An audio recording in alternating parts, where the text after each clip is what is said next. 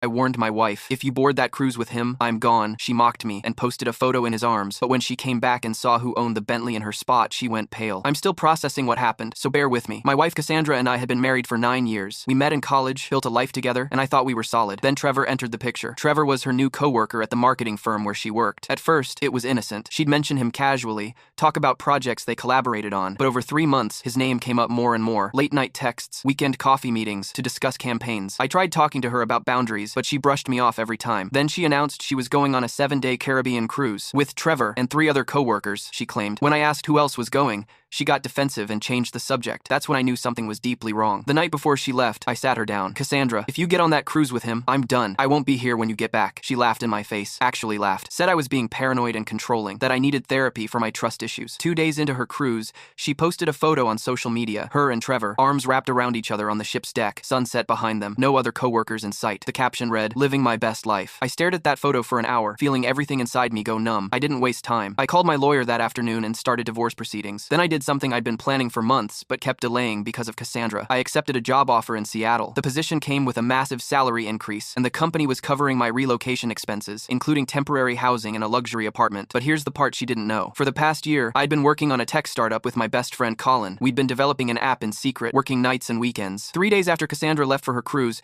we got acquired. The deal closed fast. My share, $2.3 million.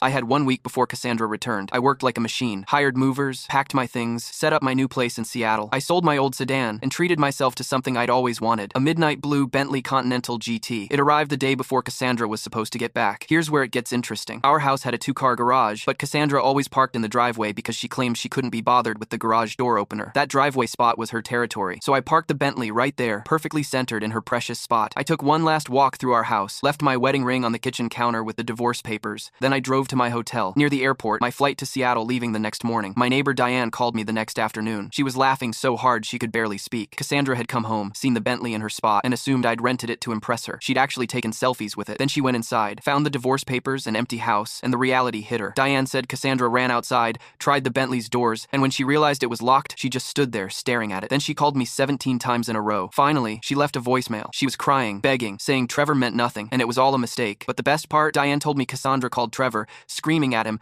blaming him for ruining her marriage. Turns out Trevor was married too, and when his wife found out about the cruise, she'd already filed for divorce. Trevor wanted nothing to do with Cassandra anymore. Now I'm in Seattle, starting my new life. Cassandra's been blowing up my phone, but my lawyer handles everything. She's realizing she threw away a 9-year marriage and financial security for a week-long fling with a coworker who ghosted her the moment things got complicated. Sometimes the best revenge is just walking away and living well. That Bentley in her spot, just a reminder of everything she lost.